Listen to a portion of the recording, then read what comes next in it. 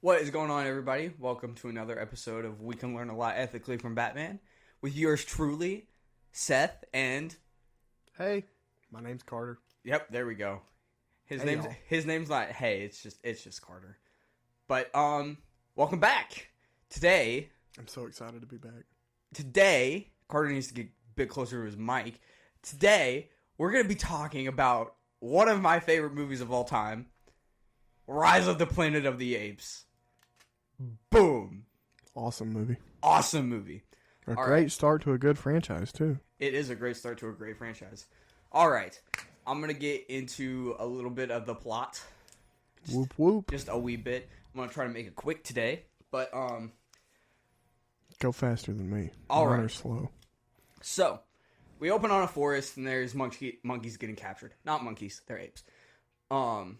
They get taken back to this lab where they get drugged, essentially, with this virus that is the purpose to cure Alzheimer's. Cool. The guy that is running up this the project Experiment? is James Franco. We love James Franco. Yeah, I don't remember his character name. But Will. I don't think his character... Oh, Will. Okay. Trust me, I know. Oh, wow. Wow. James Franco is running this experiment, and they test on apes because human trials and stuff like that. Yeah. Insurance purposes. Yeah, and one of the apes that he tested it with got super smart and can finish a thing called the Lucas Tower in 20 moves? 20 moves, yeah. Which is the highest that they've ever scored, and like that's super, super big. So they're pitching to the board that they should try human trials, but Bright Eyes, the ape, escapes and causes some havoc and gets shot and dies. Yeah, Big she's ol' like bummer. destroying the inside of the lab and Yeah. everything. Big ol' bummer. So they shut down the project. James Franco's lab buddy is tasked with putting down all the apes because they're done with it. But Bright Eyes, as they did not know, was pregnant and gave birth. So she was just trying to protect Her kid. So James Franco takes it home. We learn that his dad has Alzheimer's and is struggling with that kind of stuff. Yep. This ape is very, very smart. They call him Caesar. And he grows up and all that stuff. And some other stuff happened. Love interest is introduced. Not super important because it's human stuff. But he knows how to sign, and he's like super, super smart. So, and he's super attached to his human companions. He did that test in 15 moves. Yeah, he did the Lucas Which Tower. is perfect. Yeah. Perfect. And so James Franco figures out that that his dad his body's creating antibodies to fight the oh wait, I'm messing it up. James Franco gave his dad like the unfinished Alzheimer's medicine, and it worked. Mm-hmm. So he's good. But his body creates antibodies to fight it, so he's got to make it again, and it's going to come back with a vengeance. And it does. And he tries to drive and crashes his neighbor's car, and his neighbor does all this kind of stuff. And Caesar sees this and attacks the neighbor guy, who is a huge jerk, by the way. Huge jerk. And bites his finger, not off, which is a mistake that I made, that I thought happened, but he doesn't bite it off. But, so they get Caesar and bring him to an ape enclosure. Yeah. But it turns out, it's ape prison, pretty much. Pretty much. So he stays there. He meets a few of the apes, and they're apes and they're idiots. So they're quite rude and territorial, as apes are. Yep. The one that he beefs with the most is Rocket. Love Rocket. He meets a nice orangutan named Maurice. Love Maurice. Mm-hmm. He meets a nice gorilla named Buck. Love Buck.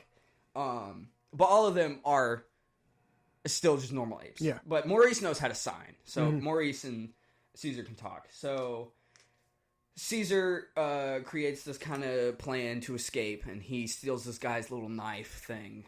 Draco Malfoy's there, and he's just rude to the apes and stuff like that. He's their Caretaker. Yeah, he's their caretaker. But he Horrible clearly person. He clearly Horrible hates person. the apes. Yeah, horrible. But Caesar escapes and is trying to figure out how to he gets to Rocket and is now the leader of them because Rocket was the leader, but and he makes friends with Buck. We love Buck, and all that kind of stuff. And then Maurice tells him, "Hey, all these guys are dumb. All these guys are super stupid." So he's like, "All right, I gotta fix." So he breaks out of the ape enclosure, goes to James Franco's house, and steals the ALZ-113, which is the newer one. Yeah, the upgraded version. The upgraded version, which they tested on another ape named Koba. Clearly evil ape. He looks evil. Yeah, clearly evil ape. I would not test on that ape. But he takes that and he uses it to make all the other apes smart, so now they can figure out what's going on and stuff. Yep. He teaches them how to sign a little bit, and they're ready. So they break out of the ape enclosure, but before this, they have to really kind of get Draco Malfoy because he's still there. And this is what happens. So Caesar is in the big enclosure when he's supposed to be in their little cages and stuff like that. So Draco Malfoy comes out and tries to get him, and they have a little confrontation, and it ends with one of my favorite movie scenes ever.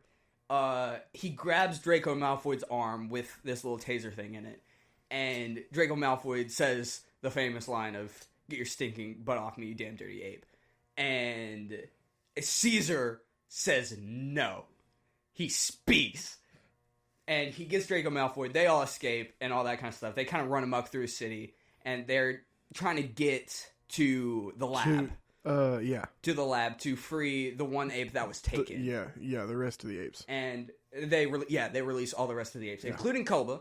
Yeah, including Koba. And so now they're trying to get from the city and where the lab is to the Redwoods. Yeah.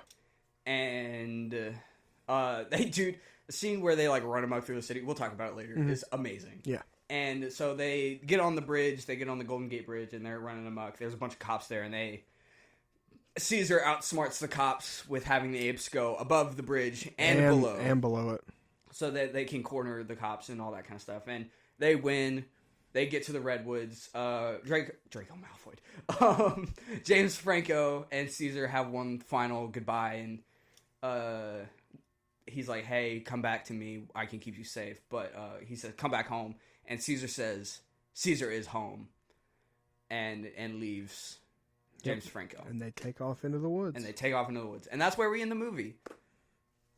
I love this movie so much.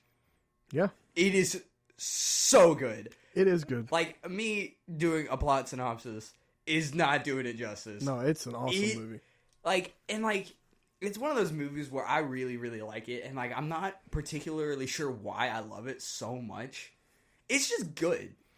I mean, it would be nothing without Andy Serkis. Oh, no. Caesar. And I think that's what makes it so good, is because there's no other actor in Hollywood who can do motion capture like Andy Serkis. Andy Serkis plays... He just does such a good... And he has 2 lines, but yet the emotions on his face say more than words. Yeah, he's so good as Caesar. There's a couple scenes when James Franco is giving his dad the ALZ-112 for the first time. James Franco kind of looks at little Caesar and is like, shh. And Caesar kind of curls up in the corner and it looks really sad, and he does the finger on your lips shh kind of thing, and he looks very upset. And right after he bites off the guy's finger, he gets to James Franco's dad, and he's like, because he was just trying to protect James Franco's dad. Yeah, and now he's realized what he's done. Yeah, and he's sitting freaking there, out. Yeah, and that scene's really good. When James Franco's leaving the ape enclosure and he slams up against the window, and is banging on the window, and oh my goodness. Yeah. Oh my gosh. One thing you forgot to mention was 113 creates a disease. Yeah. It makes apes smart, but it gives humans a disease. Yeah, that actually we find out in the later films that it makes their brains regress, it makes them dumber. Yeah. The first strain of the virus pretty much just kills people. Yeah. But it mutates a little bit and it just makes them kind of act like apes. Yeah, yeah. And the first one who got it was the lab hand, and then he gave it to the jerk neighbor who is a pilot. Who is a pilot who went to the airport, and then the credit scene is it's the globe and there's lines going across and it's just showing how it spreads everywhere. And the second film opens up with that same thing. With the world being destroyed. Yeah. Because all humans now have that. Yeah. Most humans have that now. But yeah, I forgot to mention that. Thank you for pointing that out. Of course, yeah. Yeah, thanks, Carter. Yep. You're a real one, for real. What do you want to talk about first? Let me look. He's got his thoughts lined up. I could talk about this movie forever, but I'll let Carter talk a little bit. What's your thoughts from last time, Carter? I really like the beginning. The opening scenes give you ideas about the characters, and then things are revealed, and it changes your idea about the characters. And I think it really it helps address kind of the deeper meaning of the film. Yeah. So just because Caesar's an ape doesn't mean that he's a dangerous animal. Yeah. He's Caesar. Yeah. He's fine. Yeah. He's smarter than a lot of humans. Yeah. But you think Bright Eyes is crazy. You think she's just going on this rampage and that she's lost her mind because of the drugs. Yeah. And then you find out she was just being a good mom. She was trying to protect Caesar. Yeah. And then you also, at least I got the idea the first time I watched it, that James Franco was just a scientist trying to make money. Yeah. And then he goes home to his dad. Yeah, I like his intro, because James Franco comes to his house and you hear the piano playing, and it's not not good. It's just somebody hitting the keys. Yeah, you can tell what song it is, but it is not good at all. Yeah, I really like that, especially compared to after James Franco gives his dad the drugs. Yeah. James Franco wakes up to the piano and playing. He hears the piano playing downstairs, and it's perfect. Yeah, his dad's playing just like he used to. Yeah, and when he first shows up to his house, there's also the caretaker who's just he's how's he doing? She's like, yeah, and then bad days and good days. She quits too because he's losing bad. it. Yeah. And yeah, the whole up and down of his dad and his Alzheimer's. Yeah, I think it makes it so much sadder when he's eating and he's holding the fork the wrong way. Yeah, and Caesar figures it out. Caesar has to flip it. Yeah. Oh, dude.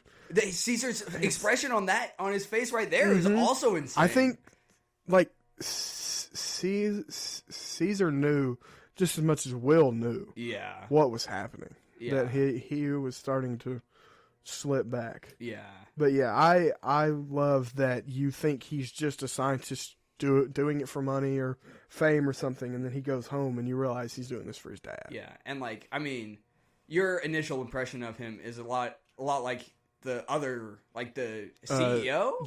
Jacobs? Yeah, Jacobs. Yeah, he's just doing it for money. Yeah. He's not the CEO of the company, is he? I think he is. Yeah, he's the CEO, and he's someone of importance. Yeah, and him and James Franco have a lot of back and forth about, we're not doing this, it's too much money. We're going to do this is going to make a lot of money. We're shutting this down because it's not going to do anything. Yeah. But yeah. Dude, I love Caesar so much. Yeah, dude. And I think it's a testament to Andy Serkis's acting, and we've said this too, but that he speaks 3 words. Yeah. In this movie, and yet you know so much of his character. Yeah. And obviously he signs more words than that. But Andy Serkis voice acts 3 words in this movie. Yeah. But the emotions on his face are just tell the character so much more. Yeah, I like Go ahead, sorry. And I like how he's not accepted in either of the cultures that he's a part of. Yeah, because it's not like the end, or like when he makes them smarter. yeah, because he makes them smarter, so they realize, like the apes realize, that like he's one of them. Yeah, but he's an ape, so humans see him as dangerous. Yeah, the ones who don't understand him. Yeah, and he's super smart. So the apes at the beginning are like, this guy's weird. Yeah, this guy's weird, and like he doesn't quite understand apes as much as he should because he hasn't been around them because he's been raised by humans. Yeah, but he's an ape, so humans don't like him either. So he's kind of on the outs of both of the cultures. Yeah, I like his beginning scene, like when he is in the enclosure with the other apes at the first time, because like he's walking around and all of them are like looking at him like, what's this guy doing? And like he like tries to like he like rolls that ball to one and to Rocket, and Rocket just steps on it. Yeah, and then like Rocket like rips off his shirt and he's like, yeah, that too. He's wearing clothes. Yeah, he's wearing like these little sweatpants and like a shirt. And does he keep the pants on the whole time? Like he keeps the pants on for a while. Yeah, he does keep the pants on for a while.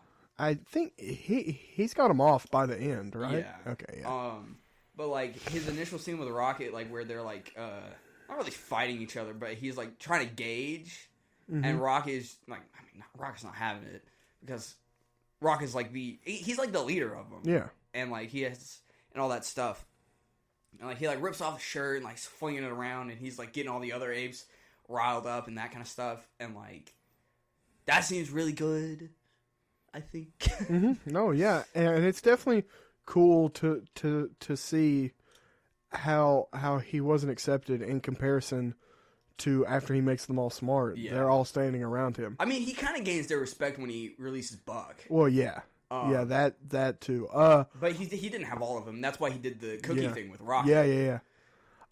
I really liked the scene where he makes them all smart, and then they're all in the enclosure, and the guy who runs the enclosure walks past the window and sees it, and he looks in there, and they're like, he's like teaching him how to sign. Yeah, and Caesar just turns around and looks at him. Yeah, like, hey, we're gonna get you, like, dude. We're coming. Yeah, like, watch out. I like when he like makes them all smart, and like I think the scene that like directly is next is like them all waking up.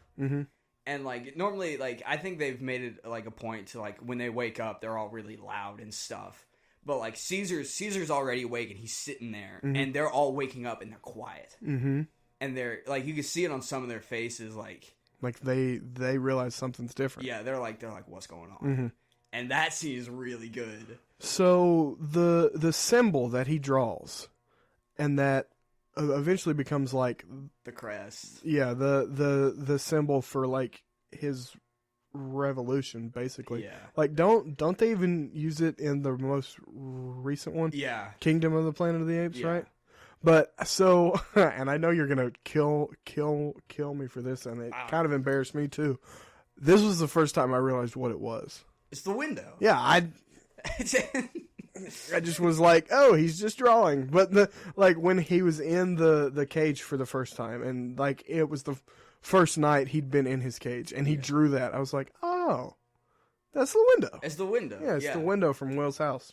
Just went over your head, huh? Yep, just whoosh. Nice. No, I never realized that before, and this time I was like, man, I can't believe I hadn't seen that before. Yeah, I like that symbol. It's very simple in retrospect. But I think that's like a good thing to have with a symbol. It can't be too much.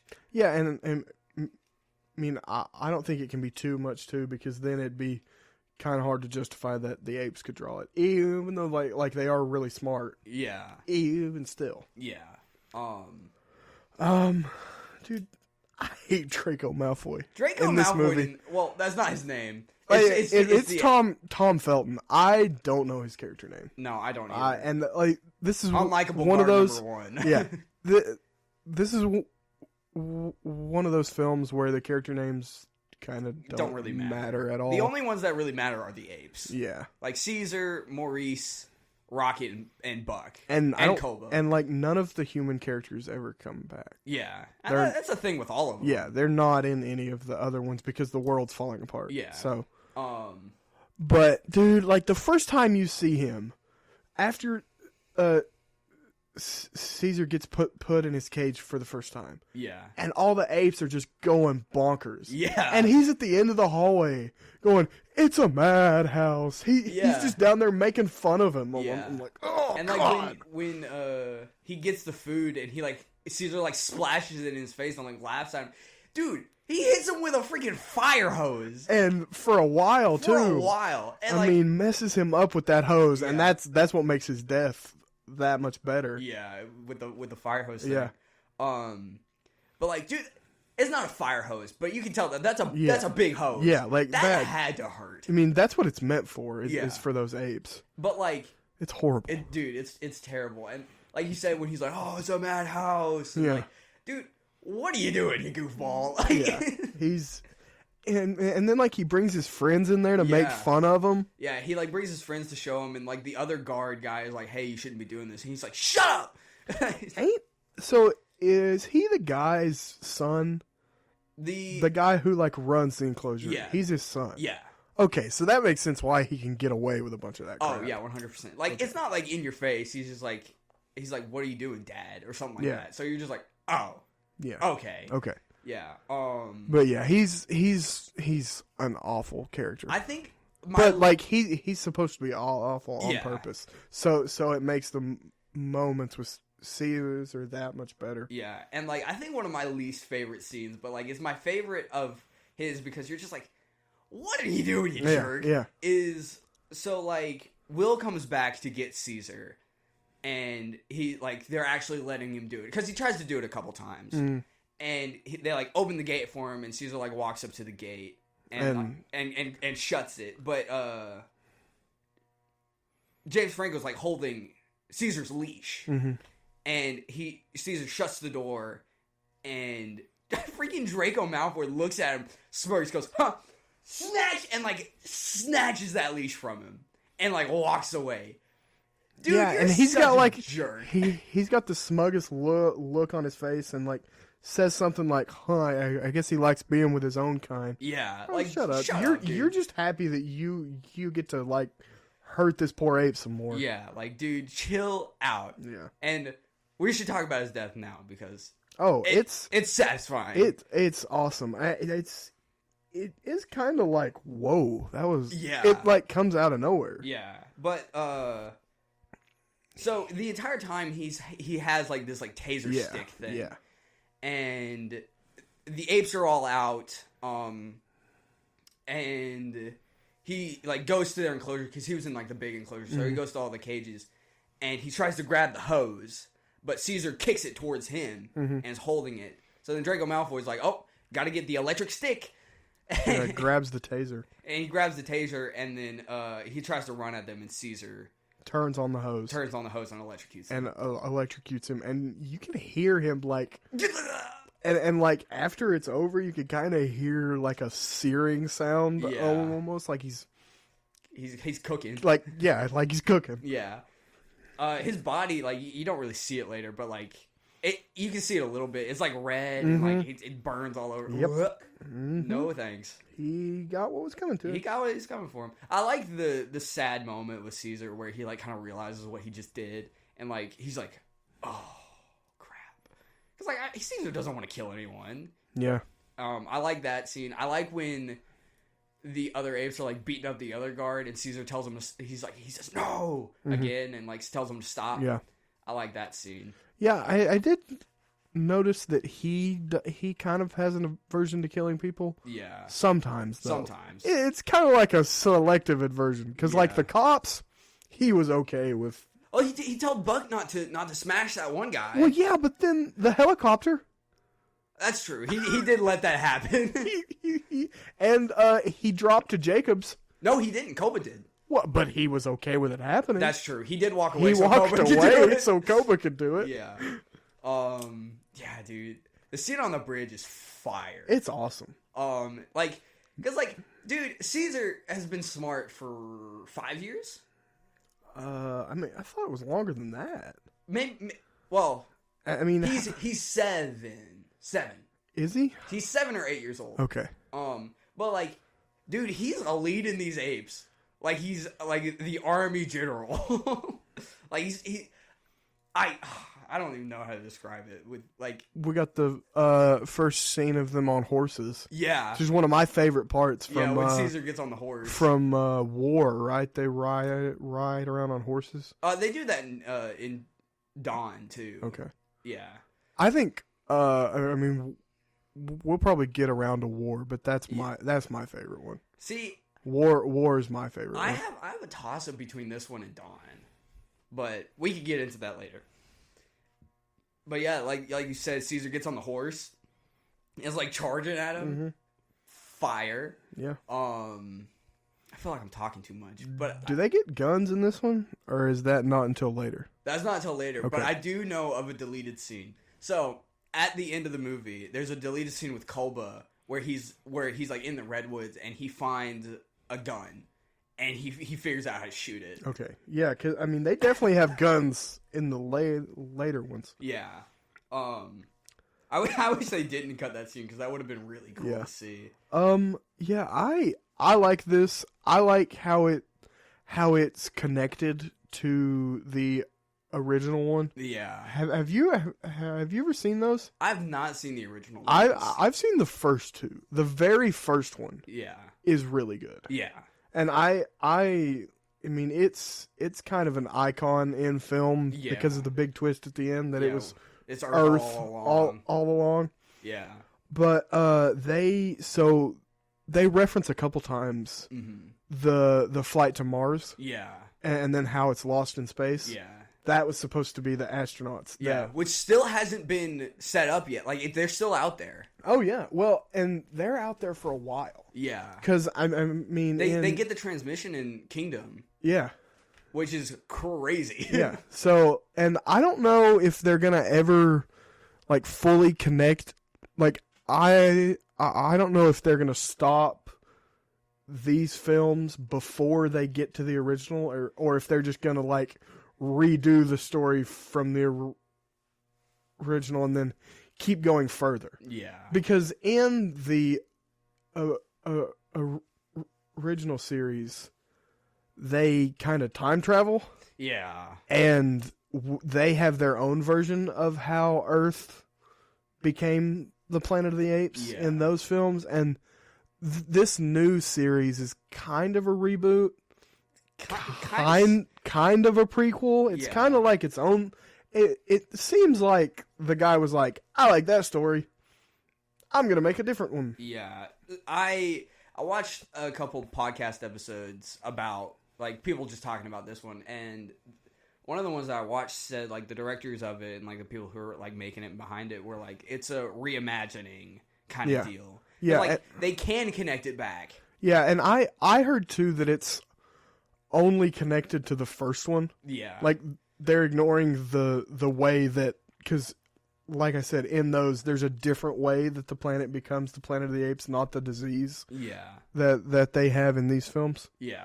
But yeah, I mean, I would like to see it keep going. Kingdom was good. Kingdom was good. I know they have plans to keep that trilogy going and keep the main ape of those stories going. Because, I mean... He's cool. Caesar's dead. Yeah. By the time Kingdom happens, it's like because Kingdom's like what 200 years. Yeah, in the future? It's a long time in the future. Yeah.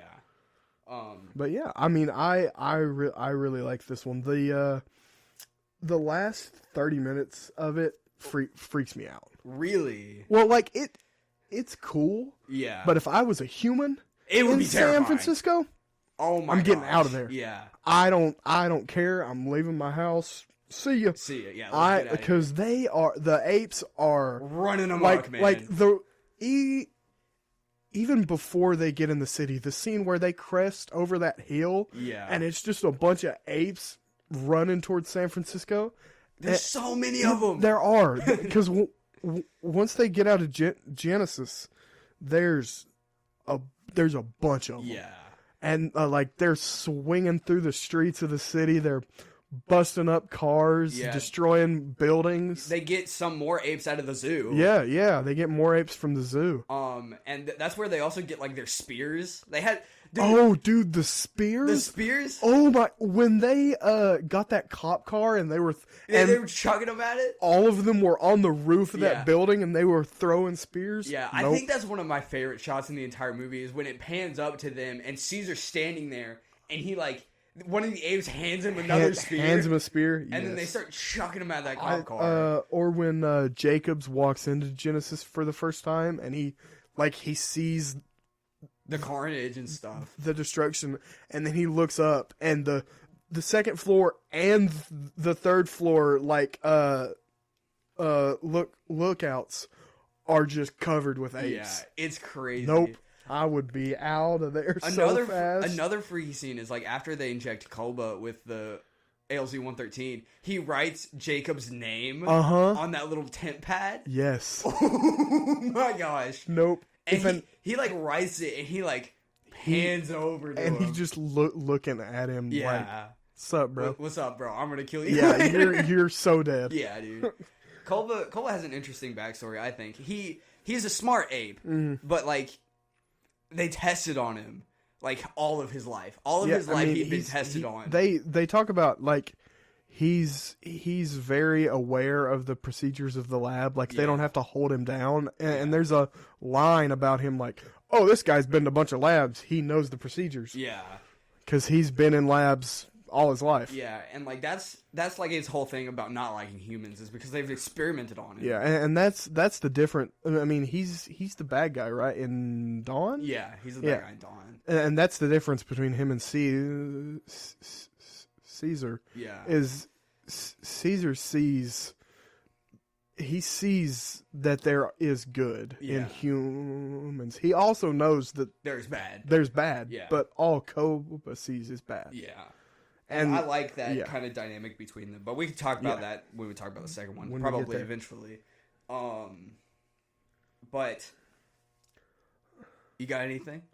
I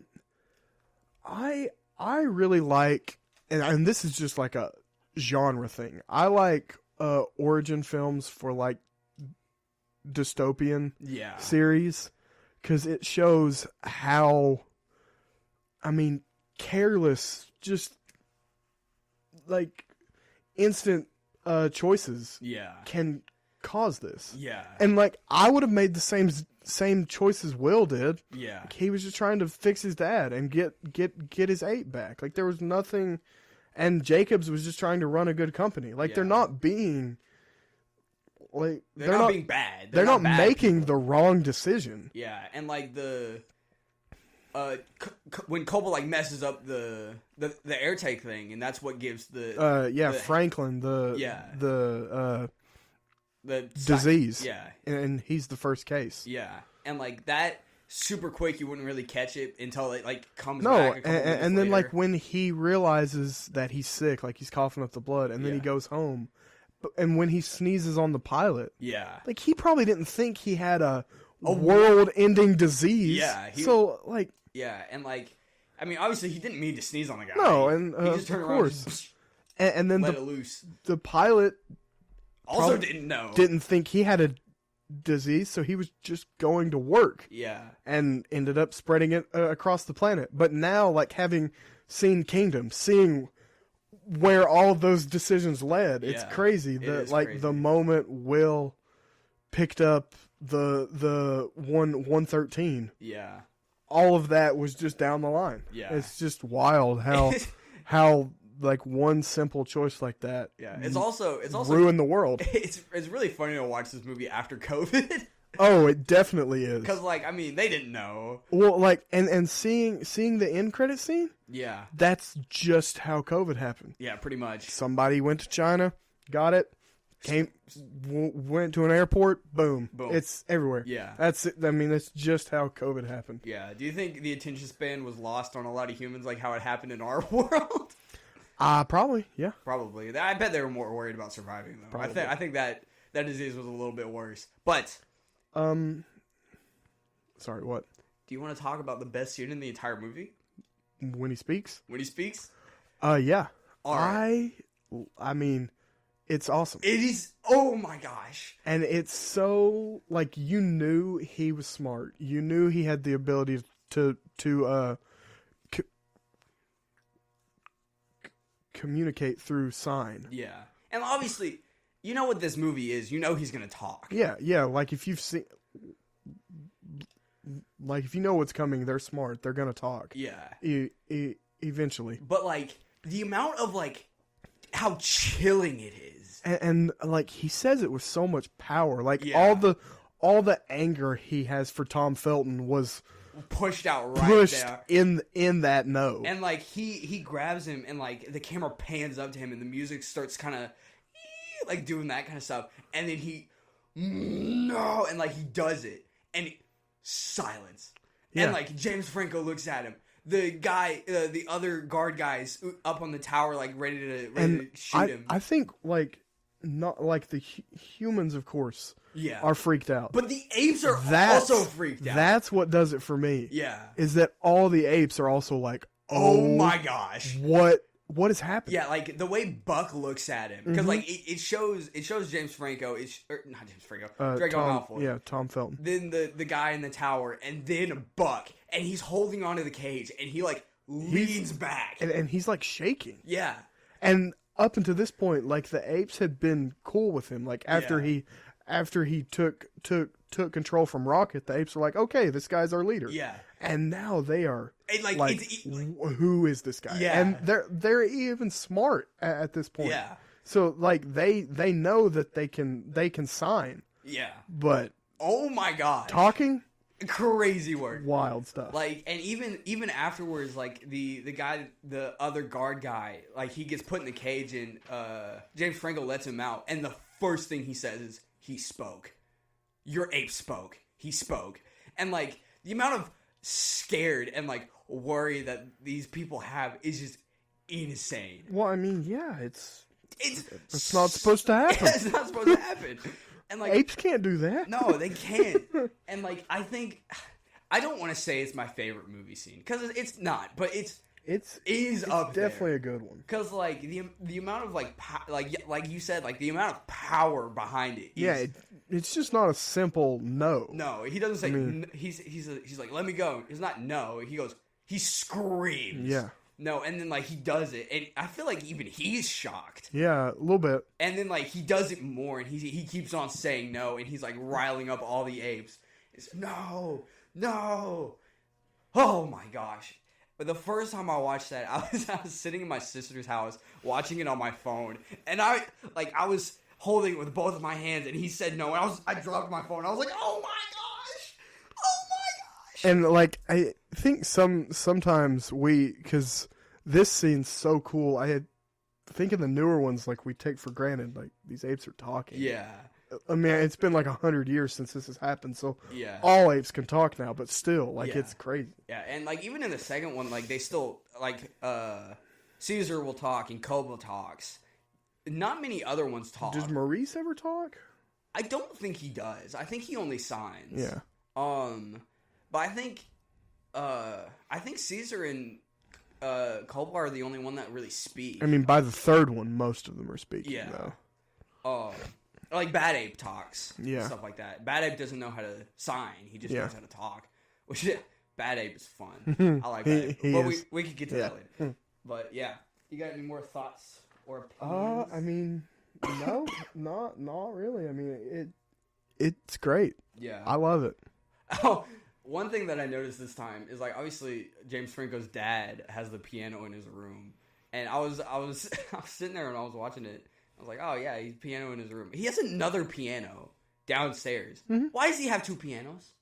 I mean, if he was that good at playing piano, maybe he needs two. That's fair. I mean, look at my floor right now. Yeah, I mean, a million. Also, ukuleles. he's old, so the stairs aren't the greatest either. Also, another thing that I noticed that is a nitpick is Maurice picks up a manhole cover and chucks it into a car.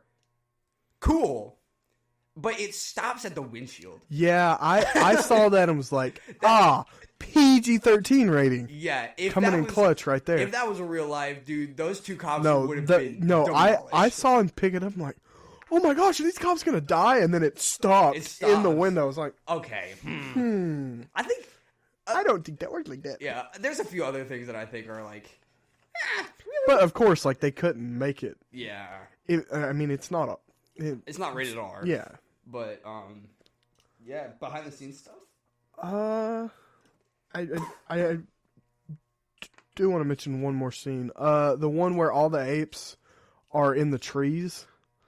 Yeah. And the car is driving down the street and all the leaves are falling out of the trees. Yeah. Nope. Oh, freaks me out so much. I've told you about this idea. Yeah. That I've had ever since I watched this movie. So it's been a couple of years. And there's a new movie coming out sometime soon. Yeah. That is just kind of that idea realized is it would be terrifying to be in this situation. Mm-hmm. Like, especially in like the later movies. Oh yeah. But like a Planet of the Apes horror movie would be literally amazing. And they're making it's not Planet of the Apes, but they're making called Primate. Yeah. They're making an ape horror movie. Yeah, I think like War for the Planet of the Apes with an R rating would have been would be wild. Yeah. But they stole my idea. I want everyone to know who listens to this episode. They stole my idea for a Planet of the Apes horror movie. He had this idea long before Primate was announced. Yep. Long before. But yeah, we can get into some behind the scenes stuff. Cool.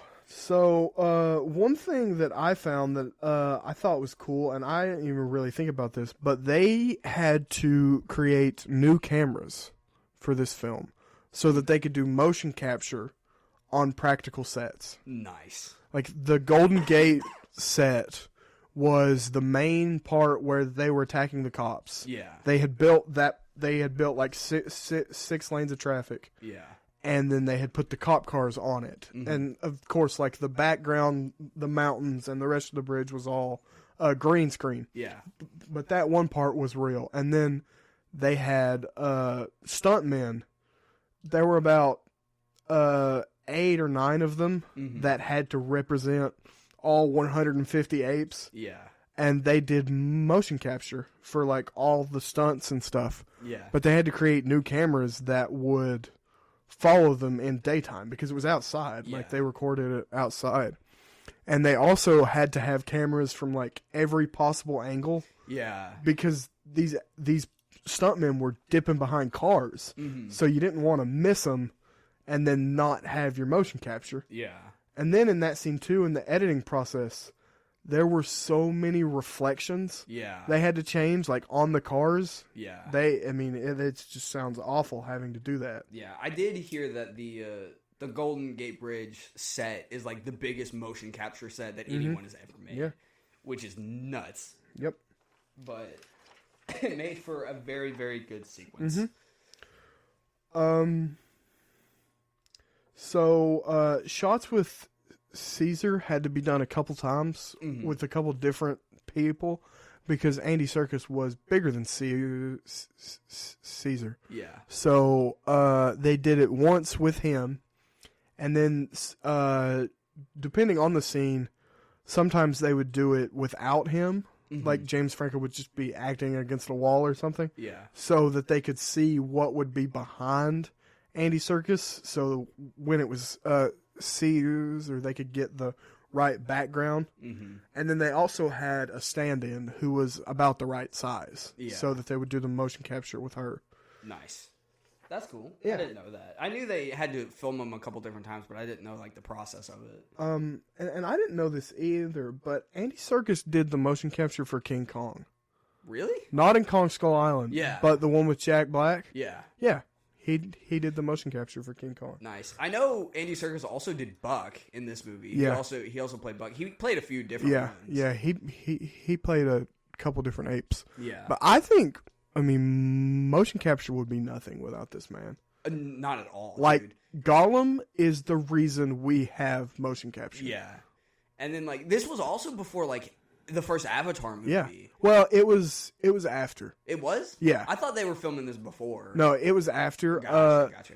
Some of the guys from Avatar worked on this. Oh, nice. So, I'm spreading misinformation. I'm sorry. They had, that's why they had to change, like they had to invent new stuff because all of James Cameron's stuff was not practical sets. Cause, I mean, Pandora wasn't real. Yeah, so they had to invent stuff that could do motion capture on practical sets. Yeah. Because they didn't need that for Avatar. Nice. That's cool. But yeah, I mean, I don't know if motion capture existed in the capacity it does now before Gollum. Yeah, not at all. I mean, and I think it was, like, I don't know if I'm right about this, but I kind of get the impression it was looked down upon. Yeah. Before Andy Serkis, because you couldn't really act. Yeah. But Andy Serkis does such a good job with his face that he's able to convey himself in those characters. Yeah. Like, Caesar obviously is a ape. Yeah. But you can kind of see Andy Serkis in his face. Yeah. And same with Gollum. You can see that the parts of Andy Serkis in him. Yeah. And like even in the later movies, Caesar looks a bit more like Andy Serkis as the movies go on. Yeah. Which I think is kind of a fun touch. Yeah. Because I mean he's getting old. Yeah. Poor Caesar. One thing I saw too was Tobey Maguire was almost Will. Yeah. I thought that was fun too. I saw that as well, which would have been definitely interesting. I mean, it would have been different, but what would it have been? Because I mean, it would have been Tobey Maguire. Human characters don't really matter. Don't change a whole lot. I think it would have in this movie. I think it would have been a little bit different, but I mean, it wouldn't have changed that much. You know what we haven't talked about? How good this movie looks. How good the apes look. Oh yeah, the apes look awesome. They look like apes. Yeah, they look real. Yeah, and like the problem, not really the problem. It's not a problem, but like with the ones from the '60s, they're just people in monkey suits. Yeah, and I mean the one Tim Burton's one. They're just people. They're just people with more ape prosthetics on. Yeah, with more hair. Yeah, and like the one in the Tim Burton movie. Gosh, the Tim Burton one. The one with Marky Mark and his Funky Bunch. Yeah, the one with Marky Mark and his Funky Bunch. But like those apes look weird, but like the ones from the original one look good. I would say. I think they look better than the Tim Burton apes, personally. I think they do too, because they don't look like apes. They look like Planet of the Apes. Yeah, but these they look like apes that are as human as apes can get. Yeah, they've evolved about as much as they can. Yeah, and like, but this one, they just don't look like apes. Yeah, they're apes walking around on 2 feet. Yeah, and like I think my favorite instance of like, oh my gosh, that's just an animal is Maurice. Yeah, he just looks like an orangutan. When Tom Felton brings his friends in, and the one girl gets scared of him. Yeah. And the shot of him just in his cage. Yeah, he's just an orangutan. He's just an orangutan. He looks so real. Yeah, and like have you seen an orangutan in real life? Yeah. Yeah. They're big. They are big. They're big and scary. And Maurice is big and scary. They're freaky looking. Yeah. And he just looks I would not want to get into a fight with an orangutan. Or any of the apes, dude. Oh, no. Apes will rip your arms off. Yeah, they're... But, like, even Rocket, too. Like, Rocket, that's just an ape. Mm-hmm. Like, if I had watched that movie when I was, like, 6, I would have been like, how did they do this? I think the only one that looks a little odd is Koba. I think he doesn't look all like an ape because they're trying to make him look scary. Like, he looks evil. Like, his face is kind of all mangled. Yeah. But other than that, he looks like an ape. Yeah. And, like, Caesar is more human-like than all the other ones just because it's Andy Serkis. Yeah. You can't really hide Andy Serkis. No. But, I like the way Koba looks. Oh, yeah. And like you said, he's definitely evil. Yeah. Like, I don't know why they were like, eeny, meeny, miny, the evil one for testing. Yeah, let's test on that one. The one with the massive scar on his face. The one that's got, like, a massive scar, one eye that definitely doesn't work, and definitely looks like he's evil. Let's pick that one. Let's pick that one. Because the last test we did went so well. Yeah, obviously. I mean, I don't think there'd be a way that Koba was pregnant, but still. No. See, I want to talk about more, but I know we're kind of... I mean, I don't know. Keep going. But like, dude, if you want to talk about more, talk about more. The part where like Maurice is like swinging under the Golden Gate Bridge. Oh yeah. It reminds me of like one of my favorite scenes from The Amazing Spider-Man 2 when they're swinging through the city. But obviously, this one's just with apes. But he almost missed it, and I thought I was gonna. I thought I was gonna go an episode without having to hear about it. I forgot about it until now. But no, I actually do really like that scene where they're like under under the bridge. I was watching it with one of my mom's best friend's son, and like he was like they can't do that, can they? And I was like, yeah. Apes can do that. Yeah, like they can. They can do stuff like that, and it's scary. Yep. Have you ever seen? You've seen the gibbon, right? Yeah. At the Knoxville Zoo. Yeah. Dude, that thing will fly, dude. If that thing had wings, it'd be gone. Mm-hmm. But like, they can just do stuff like that, and it's so much fun to watch. And like, I think they captured it pretty good with this one. Yeah, and they definitely did a good in, job. Like the sequels too, like they do a lot of swinging and jumping. Yeah. And that kind of stuff. Yeah, but, the Redwoods definitely. It's a good place for them. Yeah, it's a good place for them. I like that scene too.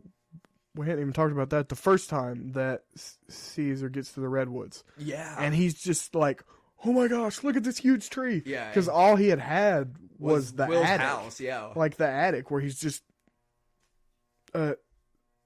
swinging between the trusses. Yeah. But this huge tree, like one of the tallest trees in the world. Yeah. And he just shoots up that thing. Yeah. He's climbing all over the place. Yeah, and like when it like flashes forward to like when he's older and he's doing more stuff and jumping and swinging and oh my god. Yeah. Yep. Absolute cinema. Yes. Good movie. Yes. And I hate to say this, but like whenever I watched these movies for the first time, I was kind of embarrassed that I was like, these movies are so good. They are good. That's why they've made 3 more of them. Yeah, like and plan to make another one. Yeah, like they're so good. And like if I'm like I like Planet of the Apes, people are like, you like the monkey movie? And I'm like, yes, I like the monkey movie. Yeah, like it's not even like at a point where it's just a disaster film. Yeah. There's actually a good story. Yeah. In all of them. Yeah. And all of them are so good. I mean, there's elements of it that are a disaster film, but it's not like, oh, the world's ending, let's get away. Yeah, it's just there's apes. There's a story element to it. Yeah. That's better than most disaster films. Yeah. But yeah, that's. Oh, you didn't get into the budget and stuff. Oh yeah, get into there, Carter. Alrighty, IMDb score 7.6. Low. Yeah.